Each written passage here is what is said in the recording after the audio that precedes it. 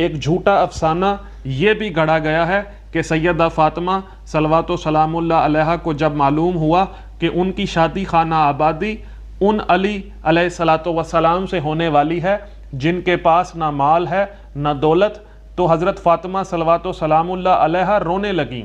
سامعین، اس روایت میں یہ تاثر دیا گیا ہے کہ جیسے سیدہ فاطمہ صلوات و سلام اللہ علیہا کو دنیا کے مال کی بہت خواہش تھی۔ سامعین، اس روایت کو جس نے بھی گھڑا ہے وہ خود اپنے پیر پہ کلہاڑی مار بیٹھا ہے، خود اپنے دام میں صیاد آ گیا۔ یہ بدبخت سیدہ فاطمہ صلوات و سلام اللہ علیہا کی توہین کرتے کرتے خود مولا علی علیہ الصلوۃ والسلام کی ابو بکر و عمر پہ فضیلت مان گیا۔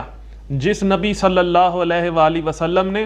ابو بکر و عمر کو اپنی بیٹی کا حاکم نہیں بنایا، وہ ان دونوں کو مسلمانوں کا حاکم کیسے